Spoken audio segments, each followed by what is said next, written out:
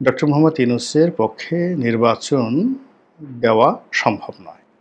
মানে তার পক্ষে একটা নির্বাচন অনুষ্ঠান বা নির্বাচন পরিচালনা করা একেবারে অসম্ভব একটা বিষয়। কথাটা গত ২ সপ্তাহ ধরে দেশের এখন সরকার বা ডক্টর মোহাম্মদ ইউনূস যদি চানও, তিনি আসলে একটা সুন্দর নির্বাচন করতে পারবেন না। তার হাত পা অবশ হয়ে গিয়েছে, তার কণ্ঠে জড়তা এসেছে, যেটা খুব সুন্দরভাবে দেবপ্রিয় ভট্টাচার্য বলেছেন যে এরকম অবোধ সরকার, এরকম নিরীহ সরকার আর আমরা কখনো দেখিনি। প্রথম থেকে যে সন্দেহটা করছিলাম, সেই সন্দেহটা হলো যে ডক্টর মোহাম্মদ ইউনূস এবং তার যারা সঙ্গী সাথী রয়েছেন, সাহায্যকারী রয়েছেন, বন্ধু এবং যারা শুভানুধ্যায়ী রয়েছেন, তারা ক্ষমতার মসনদে বসে এই মসনদটিকে বড় বেশি ভালোবেসে ফেলেছেন। দ্বিতীয়ত, এই মসনদটিকে দীর্ঘস্থায়ী করার জন্যে, এই আরামকে দ্বারায় আরও দীর্ঘদিন বসে থাকার জন্যে যে সলা পরামর্শ দরকার, বুদ্ধি দরকার, কৌশল দরকার, সব কিছুই তারা অবলম্বন করছেন। এবং এই ক্ষমতাকে দীর্ঘায়িত করার জন্য দেশি বিদেশি যে সকল বুদ্ধি দরকার, পরামর্শ দরকার, সাহায্য দরকার, সহযোগিতা দরকার, নানা রকম ফন্দি দরকার, ফিকির দরকার, সব কিছু সরকারের পক্ষ থেকে করা হচ্ছে। এইভাবে সেই গত 11 মাস ধরে আমরা অনেকেই যে সন্দেহ প্রকাশ করেছিলাম, সেই সন্দেহটি এখন কোন অবস্থাতে আছে এটা আপনারা যারা দর্শক তারা ভালো জানেন। এখন বোঝার চেষ্টা করুন, আমরা বলেছিলাম যে তারা তাদের শক্তি সামর্থ্য সর্বোচ্চ ব্যবহার করে চেষ্টা করবেন যেন এখানে ক্ষমতায় থাকা যায়, এবং কোনো অবস্থাতে একটা নির্বাচন খুব তড়িঘড়ি করে ডিসেম্বরে হোক, জানুয়ারি মাসে হোক, ফেব্রুয়ারি কিংবা 2026 সনের এপ্রিলে হোক অথবা জুনে হোক, এইরকম যে কথাবার্তা তারা বলছেন, প্রায় সব কথার সঙ্গে শর্ত রয়েছে। এটা হলে তো ওটা হবে, ওটা হলে তো ওটা হবে না। তারপরে তারা যে কথাগুলো বলছেন সে কথা আবার তাদের যারা কর্মী সমর্থক রয়েছেন, সাহায্যকারী রয়েছেন, তারা একই ভাষায় কথা বলছেন।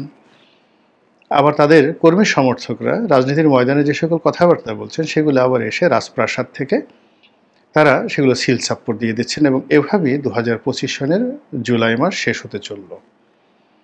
এখন জুলাই মাসের যে দিনটিতে, অর্থাৎ শেষ দিনটিতে আমি ভিডিওটি করছি, এখন পর্যন্ত সেই যে জুলাই চার্টার, সেই জুলাই চার্টার নিয়ে নানা রকম মিশ্র প্রতিক্রিয়া দেখা দিয়েছে। এটার একটা খসড়া তৈরি করা হয়েছে। কিছু কিছু রাজনৈতিক দল বলছে যে এই খসড়ায় তারা স্বাক্ষর করবে না, বা এটার মধ্যে আসলে জুলাইয়ের যে স্পিরিট সেটা ফুটে ওঠেনি। এটা একটা গতানুগতিক, যেটা 1990 সনের এরশাদ পতনের পরে যে একটা 3 জোটের রূপরেখা হয়েছিল, ওইরকম একটা ভাষা চুক্তি, যে চুক্তির কোনো আইনগত ভিত্তি নেই এবং যে চুক্তির কোনো ইনডেমিনিটি নেই। জুলাই আগস্টের যে বিপ্লবী যারা আছেন তারা আগামীতে যে সকল বিচারের মুখোমুখি হওয়ার আশঙ্কা করছেন, রাষ্ট্রীয় সন্ত্রাসের আশঙ্কা করছেন, কিংবা আগামীতে যারা ক্ষমতায় আসবে তারা ইচ্ছে করলে এই জুলাই বিপ্লবীদেরকে যদি ফাঁসাতে চান, তো সেক্ষেত্রে যে সকল আইনি ফাঁকফোকর রয়েছে সেই ফাঁকফোকর বন্ধ করার জন্য তারা প্রথম থেকে জুলাই চার্টারের কথা বলছিল, এবং সেই জুলাই চার্টার হবে এরকম একটা চার্টার যা কিনা পুরো সরকার ব্যবস্থাকে পরিবর্তন করে ফেলবে।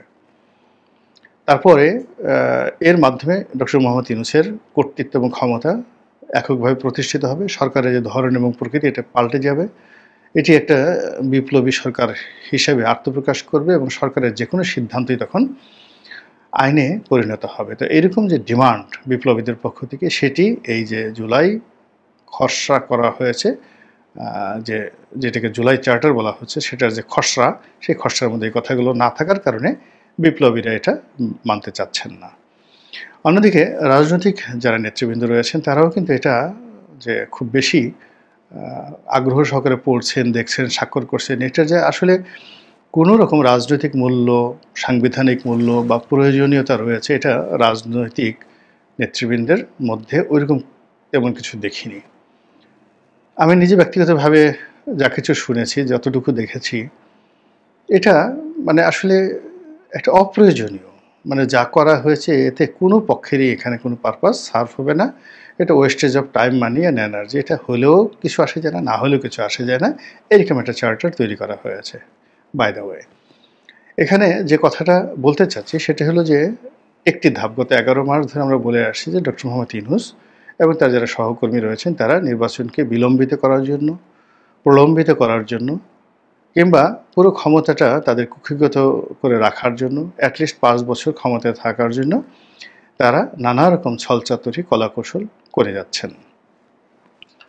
কিন্তু গত 15 দিনের যে খবর, সেই 15 দিনের খবর হলো যে ডক্টর মোহাম্মদ ইউনূস এবং তার যারা সহকারী রয়েছেন সরকারে, তারা তাদের যে ক্ষমতা, সেই ক্ষমতার ব্যাপ্তিতে ভারসাম্য হারিয়ে ফেলেছেন।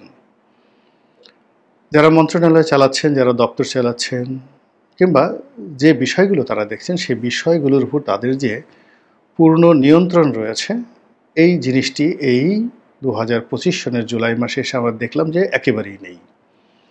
এর আগে আমাদের মনে হতো তারাই চালাচ্ছেন, কিন্তু তারা আরও দীর্ঘমেয়াদে চালাতে চান। আর এখন আমরা যেটা দেখতে পাচ্ছি সেটা হলো যে তারা চালাতে পারছেন না এবং তাদের কথা কেউ শুনছেন না, আর তারা কাউকে তাদের কথা শোনাতে বাধ্য করতে পারছেন না।